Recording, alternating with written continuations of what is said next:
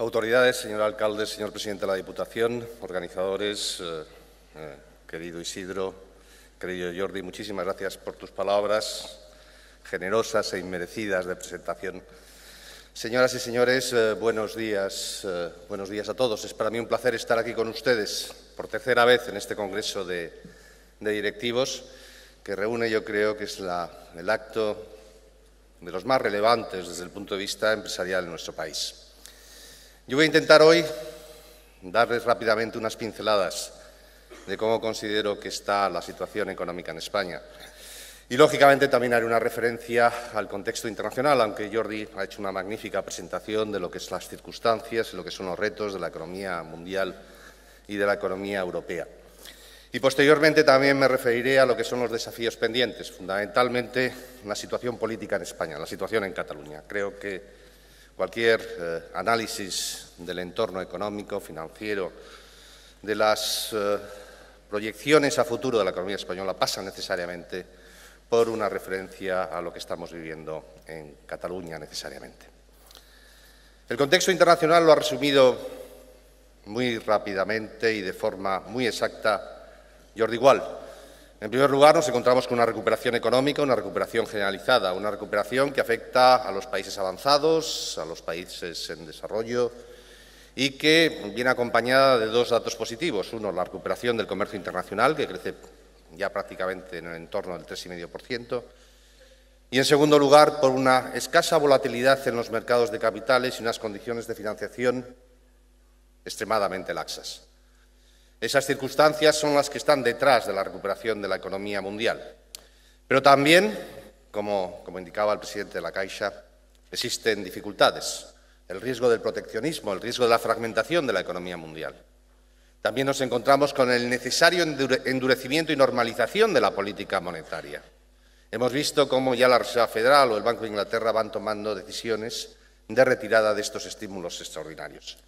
Y eso, en un contexto de muy elevado endeudamiento de la economía mundial, estamos en los niveles de endeudamiento más altos desde el final de la Segunda Guerra Mundial, de un incremento de la productividad a pesar de todo el avance tecnológico, es decir, la digitalización, la robotización, todos los progresos que estamos viendo en la economía real. Sin embargo, la productividad crece muy poco. Seguramente estamos en una situación en la cual se está produciendo una cierta contradicción entre lo que es este progreso tecnológico y la productividad. Deberíamos ver incrementos de productividad más intensos, que son muy escasos tanto en los países avanzados como en los países en desarrollo. A lo mejor eso tiene que ver con el proceso de desapalancamiento que necesariamente se tiene que dar en la economía mundial como consecuencia de los altos niveles de deuda, a los cuales también hacía referencia anteriormente Jordi Gual, que es uno de los principales problemas, dificultades, retos a los cuales nos enfrentamos. La economía europea se está comportando también positivamente. Tenemos las tasas de crecimiento más elevadas de la última década. Seguramente quedan muchas cosas por hacer. Todo el refuerzo de lo que es el marco institucional de la Unión Monetaria, la profundización de la Unión Monetaria es sin duda un aspecto básico. Culminar la unión bancaria, avanzar en la unión fiscal, incluso continuar con el proceso de integración política, que es imprescindible desde el punto de vista de legitimidad de la creación de la zona euro, son sin duda aspectos muy, muy relevantes. Desafíos también los tenemos, por supuesto. Tenemos el Brexit, que yo creo que todavía no hemos visto de verdad las consecuencias de la salida del Reino Unido de la Unión. Serán especialmente negativas y ya empezamos a verlo en la evolución de las exportaciones al Reino Unido en los últimos meses, para el propio Reino Unido, pero tampoco son buenas noticias para Europa. Ahí tenemos que acabar con un proceso de negociación, con un acuerdo razonable para todos. Sin duda, es una de las cuestiones más importantes y más necesarias en los próximos trimestres. Y, por otro lado, hemos visto cómo las dificultades de formación de gobierno en Alemania en los últimos días también pueden suponer dificultades desde el punto de vista del avance en completar la integración económica, monetaria en la zona euro, porque Alemania, como a ninguno de ustedes se les escapa, es una economía especialmente relevante, es sin duda la locomotora de Europa, no tanto desde el punto de vista económico, pero sí desde el punto de vista de las iniciativas. Ese es el entorno en el cual se está moviendo la economía española. Economía que lleva 3 años de recuperación. Yo no les voy a volver a recordar todos los números, ¿no? Llevamos 3 años creciendo por encima del 3%.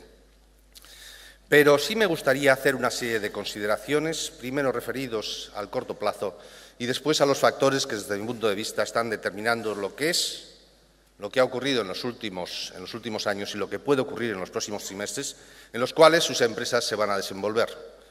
Sin una situación de equilibrio macroeconómico, de crecimiento global, de ganancia de competitividad, de condiciones financieras adecuadas, es muy difícil que sus empresas avancen.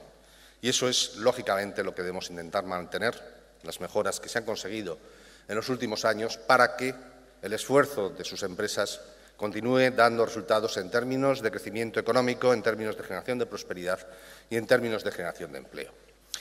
Un apunte muy rápido desde el punto de vista del contexto económico a muy corto plazo. Hoy hemos tenido datos de la cifra de negocios del sector de manufacturas, del sector servicios y, la verdad, del mes de septiembre, que son especialmente positivas. El sector servicios crece próximo al 10%, según los datos del mes de septiembre. El sector de manufacturas, incluso por encima. La entrada de pedidos en el sector industrial está por encima del 10% y pone en manifiesto el buen momento coyuntural que vive la economía española. Pero, sin embargo, hay un dato que para mí ha resultado especialmente relevante hoy, y es la evolución de las exportaciones de mercancías. Los datos que hemos tenido hoy, que nos ha dado Aduanas, lo que indica es que en lo que llevamos de año, las exportaciones de mercancías en España crecen por encima del 9%.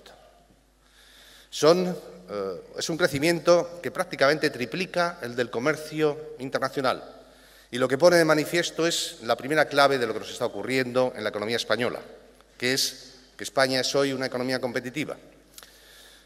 Los indicadores al respecto pueden ser numerosos, pero yo siempre me quedo con uno. Es que por 5º año consecutivo, en este 2017, la economía española va a tener un superávit de la cuenta corriente de balanza de pagos.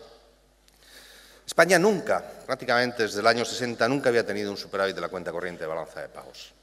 Éramos un país en el cual nos encontrábamos continuamente con el cuello de botella, con el estrangulamiento del sector exterior y de la inflación. Eso no ocurre ahora. Ahí es donde está la principal modificación del esquema de funcionamiento de la economía española. Hoy la economía española es capaz de crecer, de incrementar su demanda doméstica, sin generar tensiones inflacionistas y sin estrangular nuestro sector exterior. Esto, sin duda, son buenas noticias. Eso es lo que pone de manifiesto, como decía anteriormente, es la competitividad acumulada de la economía española, que se ha obtenido por vías diferentes a lo que ocurría tradicionalmente, que era una devaluación de nuestra moneda, una devaluación de la peseta. Hoy somos competitivos porque nuestros costes laborales unitarios permiten competir con los países de nuestro entorno. Pero no es solamente que llevemos 5 años con superávit de cuenta corriente, son las proyecciones. Las proyecciones a futuros indican que España puede continuar con esta situación durante varios ejercicios más si hacemos las cosas correctamente. El segundo factor que me gustaría poner de relieve son las condiciones de financiación hoy de la economía española. Tiene que ver, sin duda, con la política monetaria extraordinariamente laxa del Banco Central Europeo y que en los próximos meses, en los próximos trimestres, como saben ustedes, ya ha anunciado que empezará a retirar estos estímulos extraordinarios. Pero también tiene que ver con la reestructuración del sistema financiero español. Y tiene que ver con que contamos ya con entidades solventes que no generan dudas y que no producen esa especie de nexo maligno entre el sector bancario y el Tesoro que comentaba anteriormente Jordi Gual. Hoy, las entidades financieras son capaces de llevar a cabo un incremento de la financiación nueva a hogares y a pymes en condiciones perfectamente equiparables a los de los países centrales de la zona euro y, además, de forma compatible con un desapalancamiento importante de la economía española, de nuestro sector privado. Hemos conseguido prácticamente que un sector privado que estaba extremadamente endeudado, en 5 o 6 años, bajar por debajo del nivel de endeudamiento, del apalancamiento del sector privado en comparación con los países de nuestro entorno. Ese esfuerzo es fundamental. Ese esfuerzo lo que garantiza es que el sector privado, las familias y las empresas españolas han hecho su labor y están en condiciones saneadas para hacer frente a la continuidad del ciclo económico en nuestro país. Y, en tercer lugar, y por último, la reducción del déficit público. En el año 2011 nuestro déficit público superaba el 9% y 2 años antes incluso el 11%. Hoy estamos en condiciones, en el año 2017, de estar incluso por debajo del 3,1% y que España ya salga definitivamente del procedimiento de déficit excesivo, ya que además las expectativas y las proyecciones que hace la propia Comisión Europea indican que el déficit en los 2 próximos años estará claramente por debajo. Por lo tanto, España ha hecho, por decirlo de alguna forma, sus deberes. Queda mucho por hacer en términos de empleo. Todavía tenemos una tasa de paro por encima del 16%, aunque la generación de empleo continúa y va a continuar siendo intensa. Y, por otro lado, también nos encontramos con un nivel de endeudamiento, especialmente en el sector público, que exige el mantenimiento del crecimiento económico y la continuación en el esfuerzo de consolidación de las cuentas públicas. Sin embargo, el principal reto al cual se enfrenta la economía española ya no es tanto económico-financiero, como ocurría en el año 12, en el año 13, en el año 11, como fundamentalmente político. Yo siempre digo que las peores crisis económicas son las que tienen un origen político, porque los ministros de Economía a veces tienen dificultades para, utilizando los instrumentos económicos, los instrumentos de política económica, hacer frente a esta situación. Evidentemente, lo que hemos vivido en Cataluña ha sido un factor que ha afectado y que va a afectar negativamente a la percepción económica, financiera, política, social en España. Siempre hay una pregunta que continuamente se me hace. ¿Cuál es el efecto, el impacto de lo que ha ocurrido del proceso soberanista, secesionista en Cataluña sobre el conjunto de la economía española? Y es una respuesta que no es fácil contestar. Yo les diría que si no hubiéramos tenido estas circunstancias, seguramente, muy probablemente, la economía española hubiera tenido en el año 2018 un crecimiento muy parecido al del 2017, es decir, un crecimiento próximo al 3%. Seguramente las agencias de rating ya nos hubieran subido la nota y nos hubieran puesto en el notable alto, es decir, en la letra A. Seguramente nuestra prima de riesgo estaría 35 o 40 puntos por debajo de lo que estamos actualmente. Estamos en torno a los 115, estaríamos en los 80, 85, 90 puntos básicos. También seguramente el valor de nuestras empresas en bolsa sería en torno a un 20% más elevado que el que tenemos actualmente. En términos de crecimiento económico, nosotros lo que hemos hecho ha sido un escenario central siempre prudente y siempre cauto, y lo hemos valorado en 5 décimas. 5 décimas que yo creo que se pueden revertir, como he dicho en numerosas ocasiones, porque yo soy optimista. Déjeme decirle una serie de cuestiones en relación con lo que estamos viviendo en Cataluña. En primer lugar, es no tanto la cuestión de la legalidad, que es especialmente relevante. La legalidad, especialmente para los responsables políticos, es una obligación. Y todos sabemos cuál es la legalidad de Cataluña y del resto de España, es la legalidad de la Constitución, es la legalidad del Estatuto de Autonomía, sino que es también la racionalidad histórica. No se puede entender Cataluña sin el resto de España, ni el conjunto de España sin la aportación de Cataluña en los últimos 5 siglos. Y después la racionalidad económica. Cataluña es una comunidad autónoma que es incluso más abierta, ocurre algo parecido que la Comunidad Valenciana, más abierta que la media de España al resto del mundo. Y supondría, en última instancia, desgarrar a una comunidad autónoma de los flujos comerciales, económicos, financieros, de capitales en el mundo, si efectivamente, lo cual no va a ocurrir y no vamos a dejar que ocurra, si se hubiera producido el triunfo del movimiento secesionista. Todo eso lleva a una cuestión muy simple y que yo siempre repito. La independencia de Cataluña no va a tener lugar. Y no va a tener lugar por todas las razones que comentaba anteriormente, pero más bien muy especialmente por la propia sociedad catalana. Yo estoy convencido que con la aplicación del artículo 155 y con la convocatoria de elecciones el 21 de diciembre se abre otra vez el camino a la normalidad. Incluso estamos viendo cómo en los últimos días, en las últimas semanas, se está produciendo ya una normalización de la situación en Cataluña que, lógicamente, es positivo para el conjunto de España. Hemos tenido malas noticias, sin duda. Ayer tuvimos una muy mala. la Agencia del Medicamento no fue a Barcelona. Y no fue a Barcelona a pesar de que Barcelona era la mejor ciudad para acoger la Agencia del Medicamento. Y yo creo que es consecuencia de un planteamiento coherente. Evidentemente, lo que hemos vivido con el proceso secesionista, en última instancia, era absolutamente incongruente, absolutamente incoherente, absolutamente contrario a que Barcelona, que era la mejor candidata, pudiera acoger la sede de la Agencia del Medicamento. Esas son las incoherencias del proceso, pero esas incoherencias del proceso son lo que le van a hacer fracasar, son lo que le está haciendo fracasar. Y por eso yo creo que, especialmente con la reacción de la sociedad catalana y el conjunto de la sociedad española, ese proceso acabará, sin duda, en donde nunca tendría que haber empezado. Por todo ello, yo soy optimista.